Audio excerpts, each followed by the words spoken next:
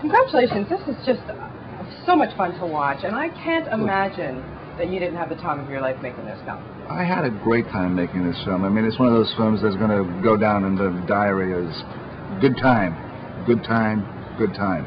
So hopefully the audience will have a good time when they see it, and I think that comes across on the screen.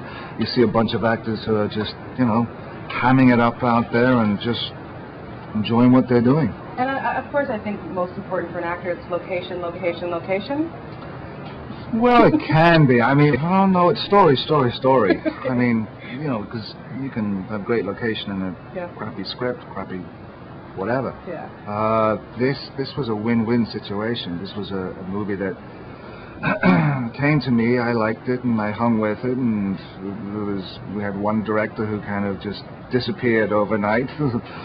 And it was like, okay, fair enough. And I stuck with the material, and out of the blue they said, Brett Ratner wants to do this. And Brett, I was a big fan of his films and his work. And so that was it. I just kind of sat back and went along for the ride.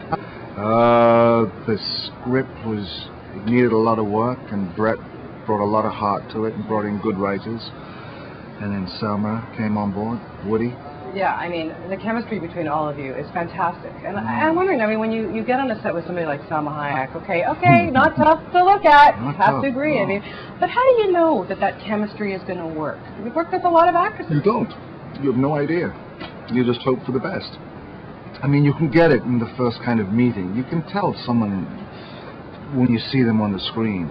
I mean, what you see up on the screen is not that different from most actors when you see them in real life.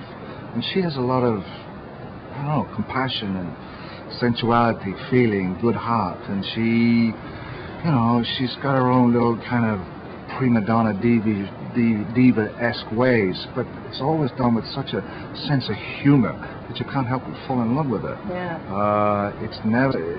She's a good person. I understand there were a lot of practical jokes going on this set, too. Yeah, there were. You were the brunt of a few?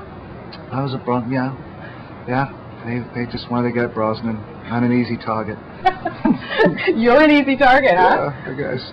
And Brett Ratner ended up in bed with you. I mean, Woody Harrelson, Brett Ratner, what's going on here? They all wanted to get in bed with me. I don't know. I'm just kind of a likable guy, I guess. Don't ask me. I'm not going to tell the Brett Ratner story. It doesn't really translate that well. You had to be there on the night. As far as Woody and I, Woody, the guys are buddies. What can I say? That's the sweet thing. I mean, Woody's character is chasing me and has been chasing me for 4 years. Yeah. And he wants to kind of nail me.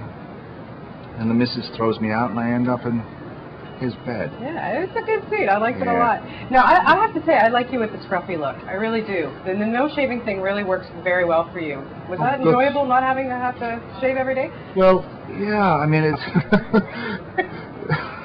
it's always when I'm, not to touch on himself, but Bond, it's like, how can we deconstruct Brosnan? How can we make him different? Because he's always so... that's just me, I guess. I scrub up well. And, that sounds narcissistic, doesn't it? Okay. Well, so it was like, let's have the scruffy look. Yeah. Oh, I'm glad it worked. It did. It was great. It was a lot of fun, this film. I mean, you're a production company. You brought us Evelyn, and which I just love that film at the Toronto Film Festival. And I'm wondering, how's that going, and what are we going to see from your company? It's good. We've got the next piece is Horse of a Different Color. It's called The Matador with Greg Kinnear. And when this young writer, he actually sent us a sample of his writing for Thomas Crown Affair, which we're still trying to do and find the right story. And this guy sent us this wonderful dark comedy, which we fell in love with and had script meetings and read it and said, let's make it.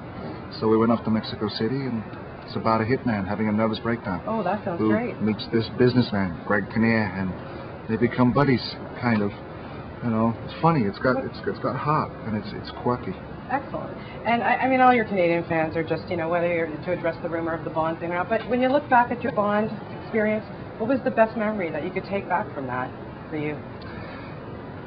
The audience, the people, the kids that came up and who grew up with me playing the role. Yeah. So that was just knocked me for six the first time I came out in that part.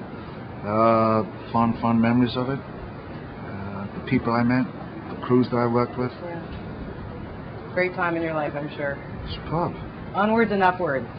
Onwards and upwards. Congratulations. Always lovely to talk.